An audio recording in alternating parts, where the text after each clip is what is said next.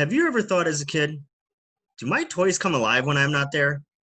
All that and more on this episode of My Disney Addiction Podcast. So, Chris, did you actually think your toys came alive when you left? Or was I it don't only know. after you saw Toy I Story? remember as a kid, I was like, they could. I don't know. I always thought about it could be a possibility. And then after seeing the movie we're about to talk about tonight, I was like, what if they do? Yeah, so I never really thought about that. I just knew that if my toys weren't in the correct place when I went to bed, that I couldn't fall asleep because they needed to be back in their bed. Spot. Yes. Yes, exactly. So I would have to put them away every night, and it was sort of like a little bit of source of anxiety for me because I'm like, I need to make sure that all of them are in the right exact spot or I can't fall asleep. Yeah, dude, that's tough. So if you guys haven't guessed, we are going to be talking about the OG, the GOAT, Yes. the one that started it all off, the one, the only Toy Story. Dun dun dun. Yes. Oh my gosh. Great. What do we talk Great. What do you say about that movie?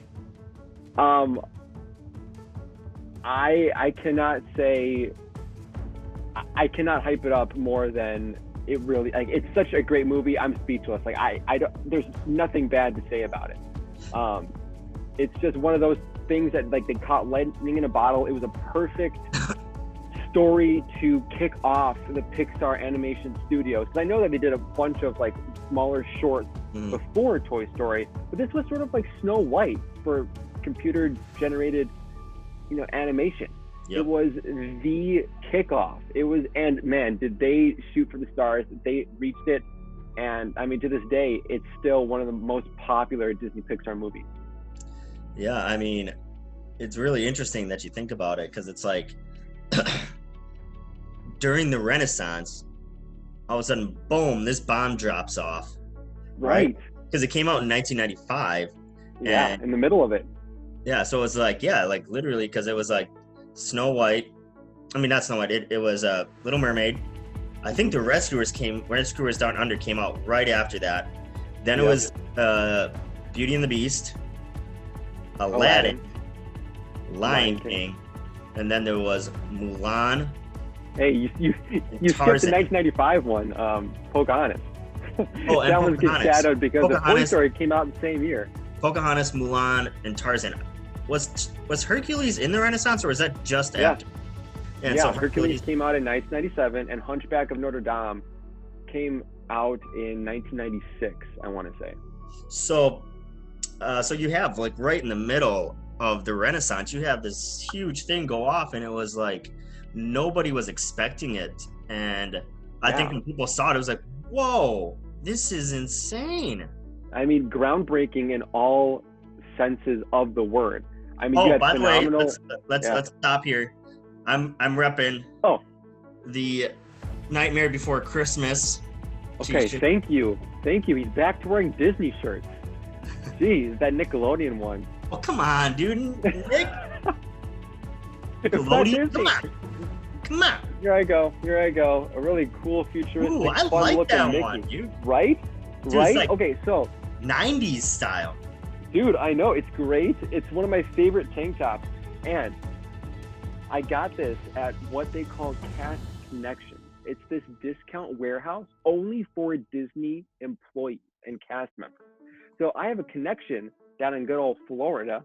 And so whenever I go down to hit up the parks, we stop by Cast Connections. They're literally 75 to 80% off. And it's all merchandise a season before. So after, it floods the parks, goes through their cycle, they then take whatever they don't sell and put the inventory in Cast Connections. And that's when they mark it down, and then I just make bank. I get such a huge haul of Disney merchandise. Literally, if I were to buy it retail off the shelf in the parks, it'd probably cost me When's the next time you're going down to Disney? So I was going in October of this year, but had a family issue, so we postponed it to January. So January 2021, the 50th anniversary of Walt Disney World. So definitely when I go back down in January, I'm hoping to get back into Cast Connection. So next time you go down, I'm gonna have to give you some money And if Good. you go to Cast Connections, you'd have to hook me up. Dude, for sure. I will be sending you so many pictures. Like, oh, Chris, you need this. You need this. You usually remember, they Greg, have a whole last section time you of- went, side tangent, we're going on a tangent, guys, but Greg, We remember always do. last time we went, I was living vicariously through you, and I was getting You pretty were. pissed because you weren't sending me know. enough photos. I was like, come on, man. You were doing really good. I You sent me know. like 4 or 5 the first day, beginning. which still Yeah. wasn't enough for me, but I was like, okay. And then I was like 2 or 3 the next day, and then I was like none for days. I'm like, dude, Nothing. I need at least 10 to 20 photos minimum per day. See, now I knew that. I put you through the ringer. Very sorry. Now I definitely will make sure to send you just photos, videos, everything. You got it. All right, go ahead. Sorry about that. Continue. No, yeah, that's basically. I was just saying that I'm looking forward to January so I can go back and just buy as much as possible. They usually have a huge section of Nightmare Before Christmas stuff. That's just like this revolving thing. They have mugs there. I mean, literally everything. There's even like a mini grocery store in the back. Dang. Don't know why, but yeah, it's everywhere. They also have props from rides that you can buy there. Yeah, how awesome would that be to have like part of a Doom buggy from the Haunted Mansion in your home, or like one of the spooky goats? Dude, that'd be freaking sweet, man. Right? I know. Okay, let's steer back on course to what we're talking about here. Toy So- Story. Toy Story. Yes. Do you remember when that movie came out? I don't know if you were old enough to see that movie. No. So I was born in '93. The movie did come out, of course, in '95. My dad took me to see Toy Story in theaters. Now, granted, I don't remember it because I was 2, but it's really cool to say that my first ever, movie that I saw in a theater was Toy Story. How about you? Yeah, I think I went and saw the movie in theater. Okay. I think I would have been, what is that? I was born in '88, so I would have been 7 years old. Yeah. Yeah. So I mean, even 7 What were years. your initial thoughts? Well, when I was 7, I mean that's hard to remember at the time. I mean that was a while Yeah. ago. Yeah. My initial, if I can try to conjure up emotions that I probably would have felt, I think I remember loving the movie. I thought it was a really cool movie. As a kid, you don't think about graphics and like how technologically amazing it is. You just see it and you're like, whoa, this is awesome. I loved it a lot. I mean, Woody was okay to me, but Buzz, man, Buzz was the guy. I had to get myself a Buzz Lightyear. Yeah, you're speaking my language. Buzz is my favorite character at Toy Story. Yeah, I mean, no offense to Tom Hanks, but Tim Allen, man, he had it going. And I'll say, for the record, I'll fight anybody on this, dude. Buzz / Tim Allen got screwed on all the other movies. Like, dude, why is everything about Woody, man? Like, I get it. He was like the first toy, but Buzz should be equally as important. He should get a lot more. In the second one, he was pretty prominent, but after that, it was like, he's just a side character. It's like, come on, man. And they completely changed his first language to Spanish in the second one. Oh. I mean, sure, that In the was third good one, for a mate. gag. In the third one. The second. No, in the third one. In Right, the second one, right. on the second one, they went to Al's Toy Barn. In the Okay. third one, they went to the day preschool, and then Right. then Lotso changed his thing to Spanish. Right. Yeah. That's what I meant. But I mean, it was good for like a gag, but like they kept it for the majority of the movie. But anyway, yeah, Buzz Lightyear was definitely my favorite, bar none. And there's this one line I love in the movie. Okay, They hold were on. in- We'll get there. Don't spoil it. Oh, okay, you're killing me. Okay. Anyway. Okay, so let's walk through it here. So when it opens up, you have like the intro. You got Randy Newman playing, right? Such a great score. You Got a Friend in Me. Yeah, That's the one it opens to, right? Is You Got a Friend in Me? I think it is. I do believe so. Yeah. Then of course the classic Pixar clouds for the wallpaper. Yep. Zooms down, and then you have Andy just playing make believe Yep. robbery with Woody and everybody, and that really, of course, hit me because of course, what kid did not play with their toys and like And set have up an elaborate imagination like scenes? that, yeah. Yeah, I mean, so right there, related off the bat, and that was just a great start to the movie. So I mean, I thought that was amazing. I liked how they set it up in such a way that Woody was kind of like the leader of all the toys because he Sure. was the sheriff. And so he has like this meeting with all the toys because it's Andy's birthday. And he gets that microphone toy, which I remember having that exact microphone toy when I was a kid. I had that too. And so I remember that. And so like they had the whole meeting, all this stuff, and then he had it like on one of those like magnet things. Oh, I love those. Yes. And didn't like Slinky say something to Woody that was like really just, I guess, complimentary of Woody? And then they showed a shot of Mr. Potato Head take off his lips, and like he was like bumping it on his back. When I was younger, I did not get that. I'm like, why is he doing that? And then I rewatched it a couple days ago. I'm like, oh, he's kissing his butt, you know, like he's a brown noser. Like I just got that. Yeah, well, and then like, and then it totally went over me. Yeah, and then there's other things like in the movie that's like, you know, Bo, when talking to Woody, she like, you know, grabs him with, you know, her shepherd's thing, and she's like, you know, why don't you come on over tonight and get somebody else to watch the sheep? And then he's like, oh yeah, it's like, in the window there. You didn't even realize that, but it's just, I don't know. I thought the way they did it was really cool in the movie, and so I like how Woody, he's having the whole spiel from up on his podium, and then, you know, he's looking through and he's like, yeah, and Andy's party has been moved to today, and he tries to just play it off, and then everyone's like freaking out. It's really cool. And so, to kind of somewhat fast forward a little bit, let's get to the point where, you know, everybody, the toys are freaking out. What is this, you know, special toy that Andy's mom has in the closet? I don't know. And then all the kids run upstairs. You just see the view from under the bed where Woody falls, because they push Woody off. They're like, oh, we got to land the spaceship. And it was just really cool.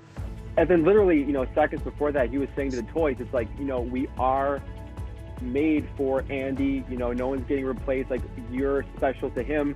You know, Woody was sort of preaching to the choir here. And then of course, when trouble comes in a new toy, Woody gets insanely jealous. So he climbs up on the bed, and then he sees the Space Ranger, you know, and then he's like, right off the bat, he has like a bad feeling about this. He's like, okay, this toy looks cool. What am I up against? And Buzz, of course, just being a fresh toy out of a box, he thinks that he's the actual Buzz Lightyear. You know, he crash landed on this, you know, uncharted planet.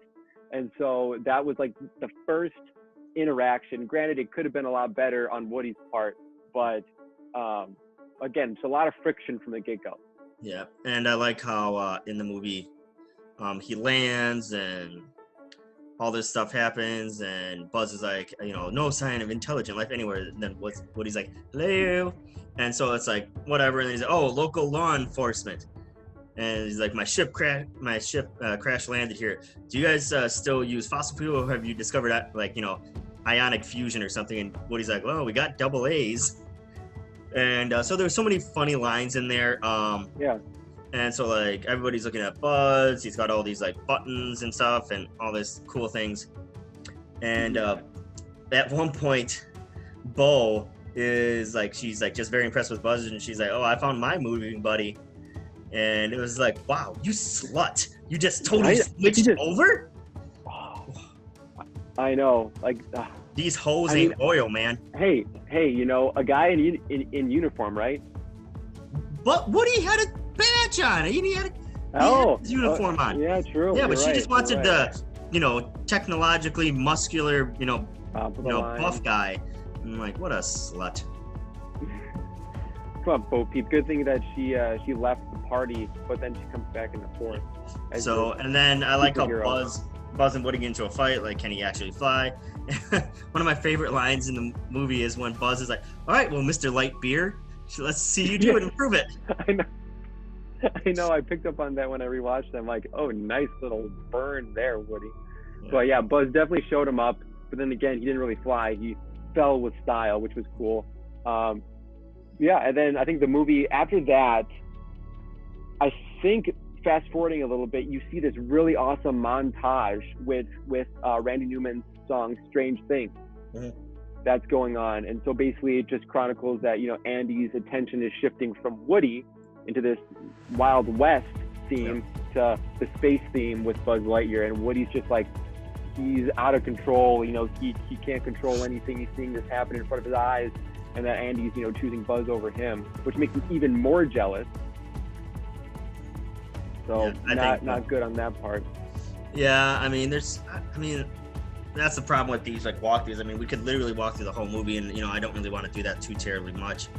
Right. Let's kind of speed up a little bit here, or else we're gonna spend 45 minutes just going scene by scene through the movie because there's so many good scenes. Pretty much, it's amazing. So, what are one or two of your favorite scenes in the whole movie? So I think I really do like that Strange Things music video montage that, you know, Woody just sees Andy's interest shifting from him to Buzz. I think that was a pivotal scene in the movie. Definitely. I don't know. See, that does make me relate or feel or empathize, I should say, with Woody, because even though Buzz is my favorite character, and I thought that Woody was a jerk in the first movie, that was one of the few scenes that I really felt for him. And so I think that's one of my favorite ones that I liked. It just showed Woody just spiraling out of control, but of course he could have handled it a better way. Another one of my favorite scenes was when they were under that big semi thing, truck at Dynaco refueling station. And it's just them going at it. Like, you are a toy. Yeah. You are a child's thing. You are an action figure. You are a child's plaything. Plaything. And then Buzz counters by saying, "You are a sad, strange little man." So I mean, that interaction, that scene was classic for me. Loved that. Especially with how they decided to get out of it, like how Woody's like, "Hey Buzz, a spaceship! Look, you know, on top of Pizza Planet car," and that Pizza Planet car is pretty much seen in almost every that's like iconic now, because that's Star movie. Every single like it's a great cameo. It's in so many now. Yes, and then finally, I mean, there are so many awesome scenes at Sid's house. Growing up, I did not like the Sid part because Sid was creepy. He was maniacal. You know, he hurt the toys. But when I rewatched, I'm like, they have some really funny scenes. Like when they just got into Sid's room and you saw Sid taking Hannah's toy, popping the head off, putting that pterodactyl head on. And Buzz is like looking through the zipper. He's like, "I do not believe that man has a medical license." And that was just his delivery and how like truly he believed it. Oh, that got me, and I had to rewatch it. But yeah, there were so many great scenes at Sid's house. How about you? Yeah, I mean, the one underneath the semi-truck is one of my favorites. Yeah. Okay, we agree. One of my other favorite scenes is when after Buzz tries to fly off the balcony in Sid's house and, you know, breaks his arm off, and then the little sister has him in like playing tea. Yes. And he freaks out. He's like, "I am Mrs. Nesbit." Yes, and there was an awesome joke there, like, you know, how he was, of course, having the tea party with two headless dolls. He's like, "Now I'm here with Marie Antoinette and her little sister." And I just got that reference because, of course, she got the guillotine back in the French Revolution. So I was like, very, very well played. That was a nice little inside joke. Yeah, I really like that. I mean, one of the things for this movie that I think really did well for it was just Randy Newman's music. Like every single song. Dude. Like that one song during that whole, after he finds out and sees on the commercial that he's a toy. And I forgot what the name of the song is called, but it's like, you know, "I will go sailing no more." And I think that is the title. Yeah, or something to that effect. Yeah, and man, just Randy Newman's whole like I feel like those songs like set the movie. Like there's like a calming nature to his voice, but a very like he can like it's a very kiddish, not kiddish, that's probably the wrong word. It's like a comforting thing. Like you feel like a kid. Like he's singing to you very comfortably. Yeah. Comfortably? I agree. Trying to comfort you through the songs. But it's comfortably. I could see him being one of those songwriters that specifically makes songs for kids. Like his voice is very calming and soothing. Did you get into Raffi as a kid? I don't know who Raffi is. Baby beluga in the deep blue sea. Oh, so wild and he swims so free. No, my wife tells me about about this guy Raffi because our kid, Raffy's awesome. I don't know, but I loved him growing So up. But anyway, like, yeah. those are Yeah, two go of ahead. my favorite scenes. Okay. One of the things that I'm kind of about, a little PO'd, Okay. whatever. What clogs your toilet, Chris? You know, I'll tell you what grinds my gears. The fact that Disney created Toy Story Land and does not have a Pizza Planet Like restaurant. An actual pizza place. Yeah. Yeah. Right? I mean, I think they have the exterior when you walk into the alien swirling saucers ride, but it's not an actual legit No, but like, pizza. how great of an idea is that? Have a pizza place that parents can take their kids, and you can have a huge arcade area that appeals to both kids and adults. So, You can have like a Dave and Buster's side kind of feel for the adults, you know, for people that are single or just, you know, married or don't have kids, and then you can have like a kids area. Sure. It's I like mean, a to be missed fair, opportunity. they did have a Pizza Planet right by Star Tours, but it was just more Yeah, pretty but much in a brick place. It wasn't straight from the movie. It was just like, hey, this is Pizza Planet. This is the name. We make pizzas. Here's an arcade. I would have liked to see it look more similar to what Pizza Planet was in the movie. So I definitely see where you're coming from. And yeah, you would think, no brainer, because Toy Story Land's there, make that a lunch spot. But no, you have Woody's Lunchbox. I've never tried it. Granted, they don't have a whole huge, They don't have a big you know, option. yeah, the menu is very small and doesn't really. Did you remember the big grab me? controversy about Woody's Lunchbox? No, refresh my memory. I might It have was heard of serving it. alcohol there, and it was supposed to be themed after like Andy's backyard. So people were like, "What is this? Andy's mom giving him alcohol in his lunchbox?" And all this stuff. People were like, "Oh, well, this is so dumb. Why would you?" But then other people were like, "No, it's not Andy's lunchbox. It's Woody's lunchbox." Woody's the drunkard, not Andy. Oh yeah, much better. Yeah, right. Yeah, the toy, so much better. So that's one thing I just had to say about it. I think Randy Newman's music brought a whole scope to this movie that honestly, I don't know if this movie would have done as well without Randy Newman. It may have done well, but you can't think of Toy Story and not think of You Got a Friend in Me. Almost impossible. Oh, no. Yeah, and I mean, whenever that song comes on, I never skip it. It's so great. And to your point, I'm glad you brought Randy Newman back. It's because I think Pixar was trying to step away from the whole Disney notion of actually making the movie a musical. So they have like backing tracks, actual music made for the movie, just the characters don't sing it. And I think that was a nice tradition that Pixar, you know, sort of continued with when they did Finding Nemo, they did Monsters, Inc. stuff. And Randy Newman came back to score and to write a couple of songs for Monsters, Inc., which I love as well. So anyway, in a later episode, we'll definitely talk about Monsters, Inc. But one more thing before I forget, off of your point of why this movie did so well, I think it was a great choice to start the CGI, film, or let me rephrase that. It was a really good choice for the Pixar team to choose Toy Story as their first CGI film because it's centered around toys. And I'm not knocking like the technology or the amazing, mind-blowing effects that they were able to create back in '95. I'm not. I'm just saying that, of course, they had a lot to learn. And of course, when you look at Toy Story 4 now, how far they've come. Oh, you know, just the great strides that they've done.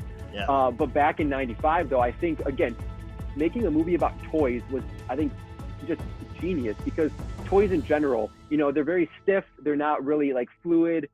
And the animation was great. They were able to really capture like the different feel of the movie with like the wood, the reflections, the glass, everything like that. But when it came to the actual characters, you know, I think the animation was still a little stiff. So they were able to get away with it better with toys. Because of course there are humans in the movie, not a whole lot though. Yeah. And they're very minimal in which scenes that they are.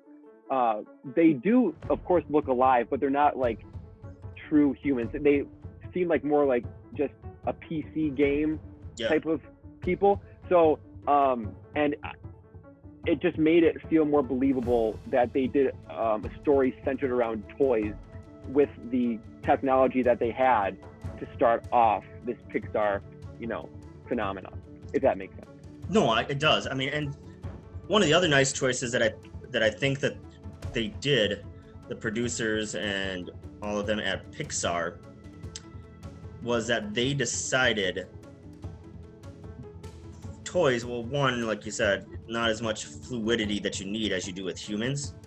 Yeah. But I think no matter who you are, no matter what culture, race, whatever, anybody relates to the fact that they had a toy as a kid. True. Whether it was universal. Whether I mean, whatever people's socioeconomic status is, whether that was not a lot of toys or that was a ton of toys, Right. people had a toy or a couple of toys, just toys in general. Adults can relate to that because they remember some of the toys that they had when they were kids. Kids would love it because they have toys and their imaginations are going. So I think Toy Story's producers at Pixar, they did a great job because it was like, let's pick the focal characters, not to be humans that people have to relate to, but let's make it toys. Right. Because toys aren't like, yes, the toys have personalities and stuff like that, but you don't have to buy into like, oh, is this, Irish enough? Is this, Native American enough? Is this Arabic enough? They're just toys. Toys are just toys. And so I think Pixar did a great job with choosing toys because it broke those boundaries of relatability. As far as it came to like, can I relate to that culture? Can I relate to that? It doesn't matter. As far as like personality wise with the characters, yeah, you still have to relate, but it's not something where it's like, dude, like these are people who are in Japan. I don't really quite understand the culture, or China. It's just straight, here's a toy. There you go. Yeah. I mean, there are certain things that just pretty much are very level when it comes to every culture. Everybody understands it. It's like, the emotions that you see on your face. Having a toy was pretty much every, kid's childhood. Like, no matter, and you could view it however you like if you thought your blanket was a toy, or just the feeling of that you're able to play around with it, or use your imagination and have it in times of trouble, when you're happy, just with you, to have that security. I feel like that was a very, like you said, it was a focal point in literally every person's childhood and development, and it was something that everybody could grasp onto, and that's why it's still as massively popular as it is. Because Toy Story Land, it was just created, and the movie came out, over 20 years ago. So it's something that'll never go away, and I'm very glad, to have been able to see it, especially, when I was in that age range of actually having that imagination, playing with toys, and just. So let me ask this question. We're gonna have to wrap up soon because we are going pretty long on this, but sure. What did you think about the dynamics, like the differences between, you have a cowboy Woody and you have a space ranger Buzz? Yeah. Like, what do you think of that contrast? I think that was it's a very interesting choice that they went with those two type of toys. Yes, it was sort of like looking at the past and looking into the future, just to start things off, and just how massively different they are. But when you think about it, when you boil it down, both of them have like the same characteristics: a sheriff and a space ranger. You want to protect, you want to serve, you want to maintain order. It's really interesting because they are both so dynamically different, but yet very similar at the same time. Yep. And I really love that dichotomy, as well as the parallelism that they were going for. And again, I think it's just one of the reasons why the movie was so well received. Yeah, I mean, I really like it, even to like the idea of Woody. I mean, like you said, the past and the future. Because as far as I remember, they were saying that Woody was actually Andy's dad's toy from when he was a kid. Oh. So this toy's probably got to be maybe at least 25 years old. So if the movie was made in the 90s and Andy was, how old was Andy? Was it 6, maybe? 6 or 5 or 6. He wasn't that old. So that made it 1990 when he was born in 1989. So Mhm. 25 years ago from that, I mean, that was like the late 60s or mid 60s. Yeah, that would have worked. Yeah, Bonanza, was big on TV. Yeah, As because I a- mean, you think about that, that's the Serial. turn of like, Sputnik. You have people going to the moon. You have the space landing. I mean, the moon landing. So you have those things. Even in the 60s, like that was still Right. a huge thing. So Yeah. like you look at it, you have Buzz, who's made of essentially cloth and cotton balls Yeah. with some plastic on the head and the hands and the feet. But then you have a Yeah. pull string. Like that was the technology back then. That was so Right. epic. But then you have Buzz, who is in the 90s, and like their technology is like mechanisms, like a computer system inside him that could have different buttons and things like that. You really, yeah. You bring up a really good point because I know that, of course, we'll talk about this later, but I immediately thought of Toy Story 2 because, of course, you have the whole Woody side of the story with Yep. him, like Woody's Roundup. That was an old serial black and white TV show of Woody. And Yep. in the beginning, you have Rex controlling a Buzz Lightyear video game, So you have like the serial black and white TV show, and then you have like actual like cutting edge technology with a video game with your favorite toy with Buzz Lightyear. So Yeah. I think they definitely touch upon that more in the forthcoming sequel. And so I think the movie did really well. How the change that Buzz came to the realization, like I am a toy. I do have some friends here with Buzz. I mean, with Yeah. Woody and some of the other toys. So I think it Yeah. did really well. I really loved the moving truck chase. Yes. Yeah. And like the whole revolt with other toys. It's like, okay, Woody, get out. And they're like, oh no, Woody's with Buzz. What have we done? And Rex is like, oh great, now I have guilt. He's Yes. like, all right. Because like they thought they were doing something so noble, but no, like Woody changed too. And to your point, I think it was a mutual growth because Buzz, came to the realization that he was a toy, and Woody was like, you know what, I can't do this without you. You're also a very important part of Andy's life. I shouldn't have acted like a jerk or be such, so self-centered. You're a friend of mine now. It's something when you go through hardships with someone, you bond with them on a certain level, and I really like that they were able to come around and be really best buds by the end of the film. Yeah, I mean it's interesting. Like thinking about it, like some of those toys like that you have like are older. Like my parents have a lot of the toys that I had as a kid that they don't want to get rid of because it's Same, yeah. well now they have grandkids, so it's like well we don't want to get rid of all the toys. So like they Right. have like a few like Barbie doll houses that my sister had, but then I still have my old Buzz Lightyear toy. I have the Woody toy. I have Batman toys. So it's Oh, like yeah.